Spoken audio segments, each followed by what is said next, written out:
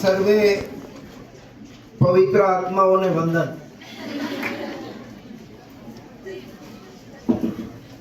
વાલી વિદ્યાર્થીની દીકરીઓ, મંચ ઉપર બિરાજમાન પ્રમુખ શ્રી સીએ સૌજીભાઈ મેનપરા સાહેબ, જોઈન્ટ મેનેજિંગ ટ્રસ્ટી શ્રી મનની રતિભાઈ, ટ્રસ્ટી શ્રી વિનુભાઈ પાડોદરા સાહેબ, ટ્રસ્ટી શ્રી ભાવિનભાઈ છત્રાળા સાહેબ, આપણી કોલેજના ઇન્ચાર્જ અને સતત માર્ગદર્શન મળી રહે એવા મનની રતિભાઈ ભુવા, ઇન્ચાર્જ શ્રી વૈષ્ણણી સાહેબ, પ્રાઇમરીના આચાર્ય શ્રી હસમુખા મેડમ, હાઈસ્કૂલના આચાર્ય શ્રી સંગીતાબેન, ખાસ મારા આમંત્રણને માન આપીને પધારેલા મારા આચાર્ય મિત્રો શ્રી ત્રાણા સાહેબ, જંકુબેન, વાંજા સાહેબ, બલરામભાઈ, અન્ય કોલેજોમાંથી પધારેલા સૌ કોઈ અને સમગ્ર પટેલ કેળવણી મંડળ પરિવાર, ડાયરેક્ટર શ્રી ડઢાણિયા સાહેબ, આપ સૌનું સંસ્થા પરિવાર વતી સ્વાગત છે. આમ તો બધાને સુવિદિત છે કે 2015માં વડાપ્રધાન માનની નરેન્દ્રભાઈ મોદી સાહેબે એક રાષ્ટ્રીય શિક્ષા નીતિ માટેની એક સમિતિનું ગઠન કર્યું. મારે ખાસ કહેવું છે કે આખા વિશ્વમાં આ એક એવી પોલિસી છે કે જેનું 5 વર્ષ સુધી સતત હજારો લાખો લોકો દ્વારા ચિંતન થયું, અભ્યાસો થયા, સંશોધનો થયા, કરોડો સજેશન આવ્યા અને આ 5 વર્ષની લાંબી પ્રક્રિયાને અંતે 2020માં આ રાષ્ટ્રીય શિક્ષા નીતિ લાગુ થઈ. આમ તો એવું કહી શકાય કે કોઈ પણ પોલિસી માટે ન ભૂતો અત્યાર સુધીમાં કોઈ પોલિસી આટલી બધી લાંબી ચર્ચાઓ અને આટલા બધા સંશોધનો પછી ભારતમાં નહીં, દુનિયામાં નથી બની. ન ભવિષ્યથી નહીં કહી શકાય એટલા માટે કે મોદી સાહેબ છે એ તો ફરી પણ આવી કોઈ પોલિસી લાવે કે જેનું વર્ષો સુધી સંશોધન થયા પછી લાગુ થાય. પણ આ જે રાષ્ટ્રીય શિક્ષા નીતિ છે એ ઘણે બધે અંશે આપણી જે મૂળ ભારતીય જ્ઞાન પરંપરા છે એને ધ્યાનમાં રાખીને, એને કેન્દ્રમાં રાખીને આ આખી પોલિસી બનાવવામાં આવી છે. ખાસ કરીને જે આખી સમગ્ર આ પોલિસીનું આયોજન થયું, એનું ઘડતર થયું, એમાં કુલ મળીને યુવાનોની આંતરદ્રષ્ટિ વિકસાવવા પર વિશેષ ભાર મૂકવામાં આવ્યો છે. સર્વગ્રાહી રીતે વિકસે યુવાનો, સમગ્ર લક્ષી રીતે વિકાસ થાય, પણ એને વિશેષ ભાર આપ્યો છે કે યુવાનોની અંદર આંતરદ્રષ્ટિ વિકસે અને જે વ્યક્તિત્વના વિભિન્ન પાસાઓ છે એનો વિકાસ થાય. એમાં ખાસ કરીને સામાજિક દ્રષ્ટિ વિકસે, રાષ્ટ્ર પ્રત્યેની પોતાની જવાબદારી, રાષ્ટ્ર પ્રત્યેનું પોતાનું આત્મગૌરવ વિકસે અને સમૃદ્ધ દેશના એક જવાબદાર નાગરિક બને. એ પ્રકારે આ કુલ મળીને પોલિસી બનાવવામાં આવી છે. હું જે કંઈ કહેવાનો છું આમ કંઈ બહુ નવું નથી, પણ પુનઃ જાગરણ માટે હું મારી વાત, મારો વિચાર મૂકી રહ્યો છું. જ્યારે પણ આ ભારતીય જ્ઞાન પરંપરા, ઇન્ડિયન નોલેજ સિસ્ટમ આ વિષય નક્કી થયો અને જે કંઈ મનોમંથન કરવા માંડ્યો, અંતે મને સમજાયું કે વિષય વિદ્યાર્થીઓ માટે મૂકવા કરતાંય મારા પોતા માટે અભ્યાસની એક તક ઊભી થઈ કે ખરેખર આ દેશની જ્ઞાન પરંપરા શું છે. અને જ્યારે ઇતિહાસ ખંખોળવાનો પ્રયાસ કર્યો ત્યારે મગજ સ્વીકારવા તૈયાર નહોતું કે આટલો આપણો ભૂતકાળ, આપણો ઇતિહાસ ભવ્ય અને દિવ્ય છે, ભવ્ય અને દિવ્ય છે. અંગ્રેજો આવ્યા ત્યાર સુધી આ દેશ વિશ્વગુરુ હતો. દુનિયાના બધા દેશોમાં આ દેશનો વેપાર હતો. એટલી બધી સમૃદ્ધિ હતી કે એની કોઈ કલ્પના ન કરી શકાય. એવો સમૃદ્ધ દેશ એટલે ભારત દેશ. એવી સમૃદ્ધ શિક્ષણની, અભ્યાસની, જ્ઞાનની પરંપરાઓ હતી આ દેશમાં કે દુનિયાના કોઈ દેશ પાસે નહોતી. અને દુનિયાના કેટલાય દેશના વિદ્યાર્થીઓ આ દેશમાં અભ્યાસ કરવા માટે આવતા હતા. નાલંદા અને તક્ષશિલા જેવી વિદ્યાપીઠી તો ખરી, પણ ગામે ગામ એ ગુરુકુળો હતી કે જેમાં 200 થી લઈને 20,000 વિદ્યાર્થીઓ અભ્યાસ કરતા હતા. અને અભ્યાસ કરતા હતા એટલું જ નહીં, પણ 20 કરતા વધારે જુદા જુદા વિષયોનું જ્ઞાન એ ગુરુકુળ પરંપરામાં આપવામાં આવતું હતું. તમામ પ્રકારનું ગણિત હોય, વિજ્ઞાન હોય, ભૂસ્તરશાસ્ત્ર હોય, તબીબી વિજ્ઞાન હોય, ઇતિહાસ હોય, રસોઈ શાસ્ત્ર હોય, શસ્ત્ર વિદ્યા હોય, આ બધા જ વિષયોનું જ્ઞાન આ ગુરુકુળ પરંપરામાં આપવામાં આવતું હતું. અને એને પરિણામે આ દેશ સમૃદ્ધ હતો. 2 ફેબ્રુઆરી 1835 ના દિવસે અંગ્રેજોની એની પાર્લામેન્ટમાં આ જેની આપણે મેકલોની કેસેટ વગાડીએ છીએ વર્ષોથી શિક્ષણ પરંપરાના સંદર્ભમાં, એ ભારત આવ્યો, એને વિસ્તૃત રીતે ભારતનો અભ્યાસ કર્યો અને પછી એની પાર્લામેન્ટમાં એને એનો રિપોર્ટ રજૂ કર્યો. એ રિપોર્ટ આપણે સાંભળીએ ને તો પણ દંગ રહી જઈએ. એને કહ્યું, પાર્લામેન્ટને સંબોધન કર્યું કે ભારતનો મેં પૂરેપૂરો અભ્યાસ કરવાનો પ્રયત્ન કર્યો છે. અભ્યાસના અંતે મને જાણવા મળ્યું છે કે ભારત બહુ સમૃદ્ધ દેશ છે, શક્તિશાળી દેશ છે, બધી જ રીતે સમૃદ્ધિથી છલોછલ દેશ છે. એટલું જ નહીં, એને કહ્યું કે ત્યાં એક પણ વ્યક્તિ નિરક્ષર નથી. સમજો મારી વાતને. 1835 ને આજનો દિવસ જોઈએ તો લગભગ 190 વર્ષ પહેલાની વાત છે. એને કહ્યું કે ભારતમાં એક પણ નિરક્ષર નથી, ભારતમાં એક પણ ભિખારી નથી, ભારતમાં એક પણ ભિખારી નથી. અને એની સમૃદ્ધ ગુરુકુળ પરંપરાને પરિણામે એ દેશ સમૃદ્ધ છે.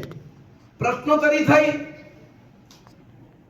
કે પૂછવામાં આવ્યું એને કે તો પછી આ દેશને આપણે ગુલામ બનાવવો હોય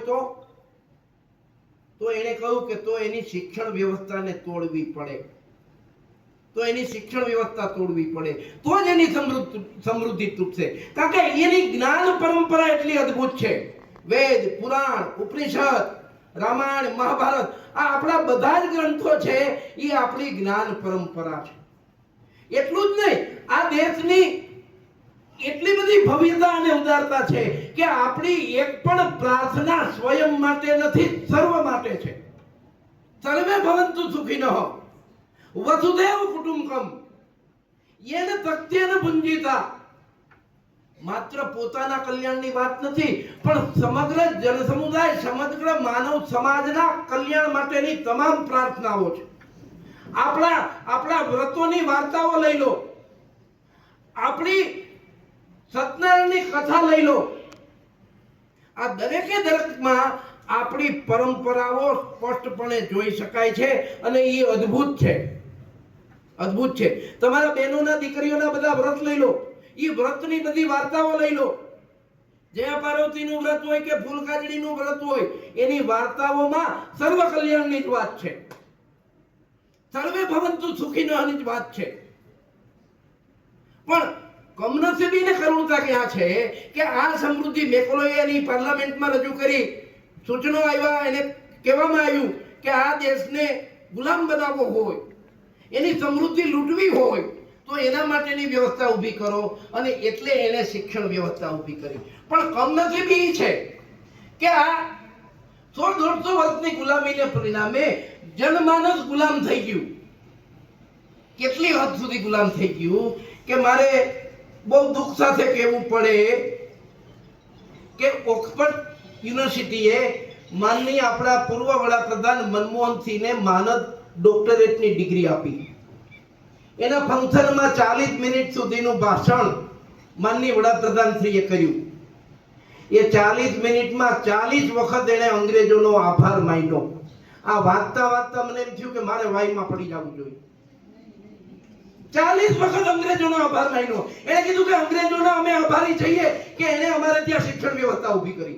અંગ્રેજોના અમે આભારી છીએ કે એણે અમારે ત્યાં શાસન વ્યવસ્થા ઊભી કરી. અંગ્રેજોના અમે આભારી છીએ કે એણે અમને અંગ્રેજી ભાષા શીખવાડી. 40 વખત અંગ્રેજોનો એ આભાર માને છે. એ આ ગુલામી માનસિકતાની નિશાની છે. અને ગુલામી માનસિકતા કઈ રીતે અસર કરે એનો એક દાખલો આપું કે ફ્રાન્સમાં રાજ્ય ક્રાંતિ થઈ. રાજ્ય ક્રાંતિ થઈ એટલે જે ક્રાંતિકારીઓ હતા એને કબજો લઈ લીધો સરકાર ઉપર. જે સરકારી સ્થળો હતા, જાહેર સ્થળો હતા, એના પર હલ્લાબોલ કરીને ક્રાંતિકારીઓએ કબજો લઈ લીધો. એ દરમિયાન બર્નેટનો એક કિલ્લો છે. આ કિલ્લો ધ્યાનમાં આવ્યો કે જે શાસકો હતા એને આ બર્નેટના કિલ્લાને જેલમાં ફેરવી નાખ્યો હતો. અદ્ભુત અને વિશાળ કિલ્લો હતો જેમાં વર્ષોના જે કેદીઓ હતા જેને સજા થયેલી એ બધાને રાખવામાં આવ્યા હતા. આ ક્રાંતિકારીઓના ધ્યાનમાં આવ્યું એટલે હલ્લાબોલ કરીને આ બર્નેટનો કિલ્લો સર કર્યો, પોતાના હાથમાં લઈ લીધો અને એણે કેદીઓને છોડી દીધા. કેદીઓને કીધું જાઓ તમે છૂટા છો, સ્વતંત્ર છો, તમે તમારી રીતે જીવન જીવી શકો છો. આશ્ચર્યજનક ઘટના એ બની કે 30 થી 40% કેદીઓ ગયા જ નહીં, બહાર જ ન ગયા. બારણા ખોલી નાખ્યા, કિલ્લો ખુલ્લો મૂકી દીધો, પણ 30 થી 40% કેદીઓ બહાર ન ગયા, રોકાઈ ગયા. અમારે બહાર નથી જવું. અને જે 60 થી 70% કેદીઓ બહાર ગયા હતા એમાંથી ને અડધાથી વધુ હાંજે પાછા આવી ગયા જેલમાં. એટલે પેલા જે ક્રાંતિકારીઓ એને પૂછ્યું, ભાઈ કાં તમે પાછા આવ્યા? તો કે બહારની દુનિયા અમે સહન કરી શકતા નથી, પ્રકાશ અમારી આંખો બહારનો પ્રકાશ પણ ઝીલી નથી શકતી. અને આટલું બધું પરિવર્તન આવી ગયું છે બહારની દુનિયામાં કે હવે અમે એમાં નહીં રહી શકીએ. એટલે અમે પરત આવ્યા. પરત તો આવ્યા, રાતે ઊંઘી ગયા. ઊંઘ્યા પછી ક્રાંતિકારીઓને ધ્યાનમાં આવ્યું એટલે ફરી પૂછ્યું કે ભાઈ તમે ઊંઘ્યા, તમારી બેડીઓ, તમારા પગમાં બાંધેલી બેડીઓ, હાથની હાથકડીઓ, ઈ તો અમે તોડી નાખી હતી, તમે પાછી કાં પહેરી લીધી? તો એણે કીધું કે આ બેડીઓ વગર અમને ઊંઘ નથી આવતી. અમારું શરીર, અમારું મન પ્રદેશ આ બેડીઓથી એટલું બધું ટેવાઈ ગયું છે, ગુલામ થઈ ગયું છે કે એના વગર ઊંઘી નથી શકાતું. એટલે અમે તૂટેલી બેડીઓ પાછી પહેરીને ઊંઘી ગયા. એટલે મારે બહુ દુઃખ સાથે કહેવું પડે કે આ ગુલામી માનસિકતામાંથી આપણે બહાર નીકળવું પડશે. બહાર નીકળવું પડશે. આપણી પરંપરાઓ અદ્ભુત છે, અદ્ભુત છે. આપણા ધર્મગ્રંથો અદ્ભુત છે. એમાં પરંપરાઓ એક પાને, એક વાતમાં, ગીતાના એક શ્લોકમાં પરંપરાઓ છે. અને એના જુદા જુદા પાત્રો અને એના જે વર્તન વ્યવહારો છે, એની જે ભૂમિકાઓ છે એ જોઈએ તો પણ ખબર પડે કે આ જે વાત થઈ છે કે યુવાનોના સર્વાંગી વિકાસની વાત, આંતરરાષ્ટ્રીય વિકસાવવાની વાત, સામાજિક વિકાસની વાત, મહાભારતના જે જુદા જુદા કેરેક્ટરો છે એમાંથી સૌથી શક્તિશાળી દાદા ભીષ્મ, બધી રીતે શક્તિશાળી, સર્વસંપન્ન, ઈચ્છા મૃત્યુનું વરદાન, માં ગંગાનો પુત્ર ભીષ્મ. પણ સામાજિક પાસાનો વિકાસ પૂરતો ન થયો, એને પરિણામે પ્રતિજ્ઞાઓની બેડીમાં પુરાઈને અધર્મની પક્ષે રહીને ઈચ્છા મૃત્યુનું વરદાન હતું તો પણ ભયંકર સ્થિતિમાં મૃત્યુને પેટ્યા દાદા ભીષ્મ. એટલે સર્વાંગી વિકાસ ખૂબ જરૂરી છે.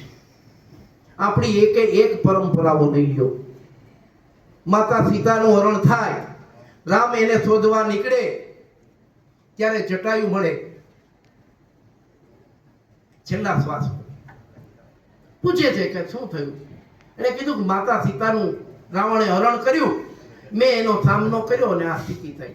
રામ કહે છે કે ભાઈ આ કરવાની તમારે શું જરૂર હતી દાદા? તો એને કહ્યું મારો સ્વધર્મ છે, આ ભારતીય જ્ઞાન પરંપરા છે. એને કીધું મારો સ્વધર્મ છે, મારી સામે કોઈ સ્ત્રીનું અપહરણ થાય તો એને બચાવવું એ મારું કામ છે. આ ભારતીય જ્ઞાન પરંપરા છે. એ જ રીતે તમે અન્ય બધા પ્રસંગો લઈ લો. ભગવાન રામ જ્યારે વનવાસ દરમિયાન જાય છે, રસ્તામાં વનદેવીને ત્યાં એનો મુકામ થાય છે. સવારે પૂછે છે હું તમારી શું સેવા કરું? તો એણે કીધું બીજી કાંઈ સેવા કરવાની જરૂર નથી, પણ હું જે રસ્તેથી આવ્યો એ રસ્તાના કાંટા અને કાંકરાઓ ખસેડી દો. વનદેવી પૂછે છે તમે તો હવે આવી ગયા, એની શું જરૂર છે? એણે કીધું મારો ભાઈ ભરત આવશે હમણાં આ રસ્તે, અને જો એ કાંટા જોશે, કાંકરા જોશે તો એને દુઃખ થાય. આ જ્ઞાન પરંપરા છે, આ જ્ઞાન પરંપરા છે. જ્યારે કેવટને પાર કરાવે છે, કેવટ જ્યારે ભગવાનને કિનારો પાર કરાવે છે, ત્યારે કેવટ કહે છે કે ઉભા રહ્યો ભગવાન, હું મારા પરિવારને લાવું.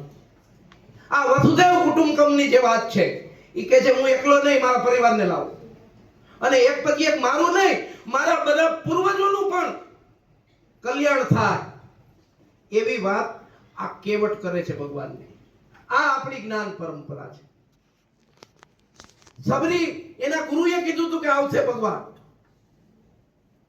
પોતાના ગુરુ પરની શ્રદ્ધા અને ઈશ્વર પરની શ્રદ્ધા, અને હાવ જીવંતના અંત કાળે ભગવાન આવે છે એની ઝૂંપડીએ. આવે છે એટલું નહીં, એના ચાખેલા બોર પણ ખાય છે. આ છે જ્ઞાન પરંપરા. ત્યાં ઊંચ નીચનો કોઈ ભેદભાવ નથી. એક સામાન્ય ગરીબ સ્ત્રી એને સામેથી મળવા ભગવાન જાય. આ આપણી જ્ઞાન પરંપરા છે.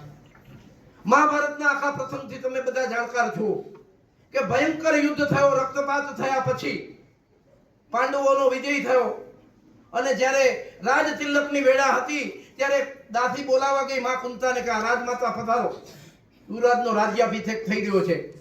એને ના પાડી, હું નહીં આવી શકું. પૂછવામાં આવ્યું કેમ ના પાડો છો, કેમ નહીં આવી શકો? એને કીધું હું મારી જેઠાણીની સેવામાં રોકાયેલી છું. આ ભારતીય જ્ઞાન પરંપરા છે કે જેના દીકરાઓ વચ્ચે ભયંકર યુદ્ધ થયું, રક્તપાત થયો, અને છતાંય એ પોતાની દેરાણી તરીકે પોતાની જેઠાણીની જે સેવા કરવાની ભૂમિકા છે એ ચૂકતી નથી. આ આપણી મૂળ જ્ઞાન પરંપરા છે. આ જ્ઞાન પરંપરા છે. આપણે ત્યાં વસુધૈવ કુટુંબકમની જે ભાવના છે એ જ આપણી ખરી જ્ઞાન પરંપરા છે. આપણે ત્યાં એકાત્મવાદની ક્યાંય વાત નથી. આખો ઇતિહાસ જોઈ લો, એકાત્મવાદની ક્યાંય વાત નથી. આપણી આખી પરંપરાઓમાં બધી જ વ્યવસ્થાઓ છે. જે કૃષ્ણ અને અર્જુન વચ્ચેનો સંવાદ છે એ મૂળ તો અર્જુન ડિપ્રેસ થયો હતો, એની મનોસ્થિતિ ખરાબ થઈ હતી, એની મેન્ટલ સ્થિતિ બરાબર નહોતી, એના કાઉન્સેલિંગની જરૂર હતી, એના માનસિક સ્વાસ્થ્યની સારવારની જરૂર હતી. એ કૃષ્ણનો જે સંવાદ છે ગીતાનો, એ એક પ્રકારની થેરાપી છે. એની ડિપ્રેશનની સ્થિતિમાં એને બહાર લાવવા માટે પ્રયત્ન કરે છે. એટલે કહેવાની વાત એ છે કે આપણી જે આખી જે વાત છે, આપણી જે પ્રણાલીઓ છે એ અદ્ભુત છે, પરંપરાઓ અદ્ભુત છે. પેઢી દર પેઢી એ એક બીજી પેઢીઓમાં એ આગળ વધે છે. સમય સંજોગો અને પરિસ્થિતિઓ પ્રમાણે જે કંઈ બદલાવની જરૂર હોય એ બદલાવ આવતો જાય છે. પણ એક પણ પરંપરા આપણી એવી નથી કે જે નકામી ના હોય. વૈજ્ઞાનિક દ્રષ્ટિએ, આધ્યાત્મિક દ્રષ્ટિએ, સ્થળ કાળ અને સંજોગોના સંદર્ભમાં જ આપણી બધી પરંપરાઓ છે કે જે આપણને સમયે સમયે માર્ગદર્શન આપે છે, સમયે સમયે મેન્ટલ સપોર્ટ આપે છે, જ્યારે મુશ્કેલીમાં આવીએ ત્યારે એમાંથી નીકળવા માટેનો માર્ગ આપે છે. બીજું આપણી જ્ઞાન પરંપરાના બીજા સમયે કેટલાય દાખલા જુઓ કે એ સમયે ગુરુકુળ વ્યવસ્થામાં બ્રાહ્મણ, ક્ષત્રિય, વૈશ્ય, શૂદ્ર બધા જ માટે એક જ સમાન વ્યવસ્થા હતી. રાજા હોય કે રંક, કૃષ્ણને સદામાં એક જ સ્થિતિમાં ભણે. મામા કંસનો વધ કરીને 14 વર્ષની ઉંમરે રાજ્યાભિષેક ગાદી સંભાળવાને બદલે ગુરુની આશ્રમમાં જઈને શિક્ષણ પસંદ કર્યું. આપણી આ જ્ઞાન પરંપરા છે. રાજા દશરથ પોતાના દીકરાઓને ગુરુના આશ્રમમાં શિક્ષા માટે મોકલે છે. આ જ્ઞાન પરંપરા છે. અને એ શિક્ષા આપણે ત્યાં એવી વ્યવસ્થા હતી કે જેમાં 5 વર્ષે, 6 વર્ષે, 7 વર્ષે આશ્રમ ગુરુકુળમાં જાય એ 20 વર્ષ સુધી જુદા જુદા પ્રકારના અનેક વિષયોનો અભ્યાસ કરે. ગુરુને એમ લાગે કે હવે બરાબર પારંગત થયો છે, ત્યારે એનો વિદ્યા અભ્યાસ પૂરો થાય ત્યાં સુધી ચાલ્યા કરે. ભલે પરીક્ષા પદ્ધતિ નહોતી, પણ જુદી જુદી રીતે પ્રેક્ટિકલી એને બધું જ્ઞાન આપવામાં આવતું હતું. એટલે આ રીતે આપણો ભવ્ય વારસો છે. આલ્બર્ટ આઇન્સ્ટાઈને એવું કહ્યું કે મારે કેવું પડશે કે હું ભારતનો આભારી છું કે જેણે મને વૈજ્ઞાનિક જ્ઞાન પરંપરાનો લાભ આપ્યો.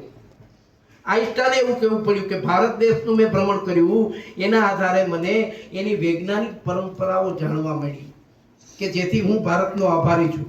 એટલે આપણી જે અત્યાર સુધી જે શિક્ષણ વ્યવસ્થા ચાલી, એ શિક્ષણ વ્યવસ્થાનો આધાર અંગ્રેજો હતા.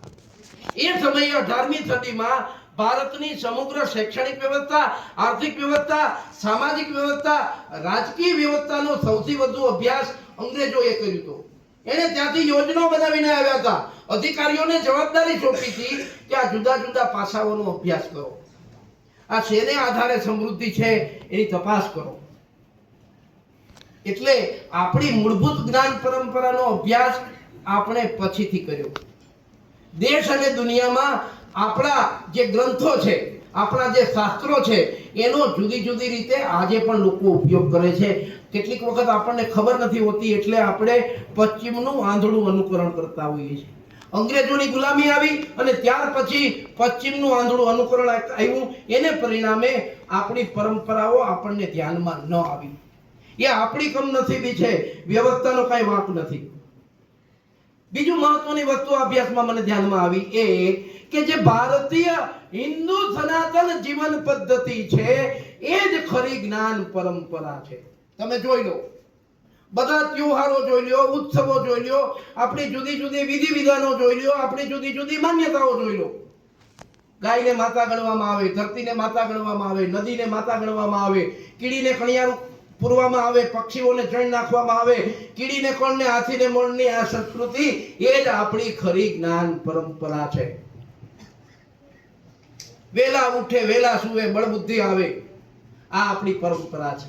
આ ભારતીય સનાતન હિન્દુ સભ્યતા એ જ ખરી જ્ઞાન પરંપરા છે.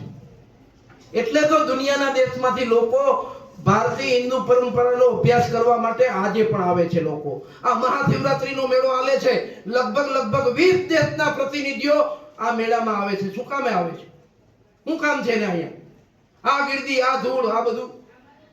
પણ ઈ આપણી મૂળભૂત જે આપણી પરંપરાઓ છે, જે આપણી આધ્યાત્મિક પરંપરાનો જે વારસો છે, એનો અભ્યાસ કરવા માટે ઈ લોકો આવે છે. કાયમ જ ગરવા ગિરનારની તળેટીમાં તમે જાશો ગમે ત્યારે ચાલુ દિવસોમાં તો તમને એક બે તો વિદેશીઓ મળી જશે. આ વિદેશીઓ આપણી પરંપરાનો અભ્યાસ કરવા માટે આવે છે. એટલે આ દેશની અદ્ભુત સંસ્કૃતિ છે. આપણે ત્યાં કર્મની મહત્તા છે. કોઈ પણ જે કર્મ કરીએ છીએ, કોઈ પણ કાર્ય કરીએ છીએ, એની પ્રક્રિયાનું બહુ મહત્વ છે. આપણી પરંપરામાં સાધન શુદ્ધિનું મહત્વ છે કે તમે ધ્યેય સિદ્ધિ માટે જે પ્રક્રિયા કરો છો એમાં કયા પ્રકારના સાધનોનો ઉપયોગ કરો છો. સાધન શુદ્ધિનું મહત્વ છે આપણી પરંપરામાં. અને સાથે એ પણ કહ્યું છે કે તમારી જે પ્રક્રિયા છે, જે સાધનનો ઉપયોગ કર્યો છે, એ જેવી પ્રક્રિયા જેવું સાધન એવું જ તમને પરિણામ પ્રાપ્ત થશે. જુદું નહીં થાય, જુદું નહીં થાય. જો તમારે સારું પરિણામ મેળવવું હોય તો તમારે શુદ્ધ મનથી પ્રક્રિયા કરવી પડશે અને એ જ રીતે શુદ્ધ પ્રકારના સાધનોનો ઉપયોગ કરવો પડશે. એટલે આ રીતે આપણી જે આ જ્ઞાન પરંપરા છે, આપણા દેશમાં જે શાસ્ત્રો છે, ઉપનિષદો છે, વેદો છે, એનો અભ્યાસ છૂટ્યો છે. એનાથી આપણે દૂર ગયા છીએ. આપણા ધર્મગ્રંથોને માત્ર પૂજા માટેના પુસ્તકો ગણીને એનો અભ્યાસ કરવાનો, એને સમજવાનો પ્રયાસ નથી કર્યો. એને પરિણામે આ થોડો વચ્ચે શૂન્યાવકાશ ઊભો થયો છે. આ નવી જે આપણી પોલિસી છે, જે રાષ્ટ્રીય એજ્યુકેશન પોલિસી છે, એ અદ્ભુત છે. જો એને યોગ્ય રીતે આપણે એને વ્યવહારમાં મૂકીશું તો એના ચોક્કસ પ્રકાર પરિણામો આવશે. આ આઈકેએસનું આખું પેપર આખા દેશ લેવલે ભણાવવામાં આવે છે એટલે કે આપણી જે મૂળભૂત જ્ઞાન પરંપરાઓ છે એના તરફ આપણે પાછા વળીએ. આપણી જે ગુલામી માનસિકતા ઊભી થઈ છે એમાંથી આપણે બહાર નીકળીએ અને એ રીતે આપણે આપણા દેશનું આત્મગૌરવ આપણને હોય, આપણને સ્વાભિમાન હોય તો ફરીથી આ દેશને વિશ્વગુરુ બનવા માટે કોઈ રોકી શકશે નહીં, એ નિશ્ચિત છે. અને એ બધું આ જે વાહકો છે આપણે બધા, એના હાથમાં છે, આ યુવાનોના હાથમાં છે કે આ દેશ ફરીથી વિશ્વગુરુ બને. અને એના માટે આપણે આપણી પરંપરાઓ પ્રત્યેની દ્રષ્ટિ વિકસાવવી પડશે, એના પ્રત્યેનું આપણું જ્ઞાન વિકસાવવું પડશે. અને મેં આગળ કહ્યું તેમ ફરીથી કહું છું કે આપણી એક પણ પરંપરા એવી નથી કે જે જળ હોય, જે સમય કાળ પ્રમાણે બદલાય નહીં. મેં થોડા દિવસ પહેલા વર્ગમાં એક દાખલો આપ્યો હતો કે એક સમાજ એવો હતો કે ત્યાં રોટલી વણ્યા પછી એને ફોલ્ડ કરવાનો રિવાજ હતો, એક ખૂણો વાળી દેવાનો, પરંપરા બની ગઈ, પેઢી દર પેઢી ચાલી આવે. પણ એક તમારી જેવી કોઈ યુવાન ભણેલ ગણેલ દીકરી પરણીને આવી એટલે એને પૂછ્યું કે ભાઈ આ રોટલી ફોલ્ડ શું કામ કરવામાં આવે? એને કીધું ભાઈ ઈ ખબર નથી, મારી હા હું ફોલ્ડ કરતા હતા એટલે હું કરું. એટલે એને પછી અભ્યાસ આપ્યો, સંશોધન કર્યું, અને સંશોધન કરતા માલુમ પડ્યું કે એ સમયે પેલી ઠીકરાની તાવડી એક ખૂણો તૂટી ગયો, બીજી તાવડી તો હતી નહીં, એટલે રોટલી બની જાય, એટલે રોટલી બને નહીં એટલે જ્યાં તાવડી તૂટી હતી ત્યાં રોટલી ફોલ્ડ કરવામાં આવી, પરંપરા બની ગઈ. પણ આપણી પરંપરાઓની વિશેષતા એ છે કે હવે સંશોધન કરીને કીધું કે હવે તાવડી નવી છે નાખી છે તો રોટલી ફોલ્ડ કરવાની જરૂર નથી, પરંપરામાં બદલાવ. એટલે આપણી કોઈ પરંપરા રૂઢિચુસ્ત નથી, સમય અને સંજોગો પ્રમાણે એ બદલાતી રહે છે. આપણી જે ઉછેરની પ્રક્રિયા છે, આપણી જે સંસ્કારની પ્રક્રિયા છે, એ પણ આપણી પરંપરાઓ સાથે જોડાયેલી છે. ડાયરેક્ટ નહીં પણ તો ઇનડાયરેક્ટ માતા પિતાના વર્તન વ્યવહારોમાંથી આપણે જે શીખીએ છીએ એ પરંપરાઓ જ શીખીએ છીએ. ઘરમાં મારા માતા પિતા મારા દાદા દાદીની સેવા કરે, એની આરેનો જે વર્તન વ્યવહાર કરે એ પરંપરા એનામાંથી મારામાં આવે છે.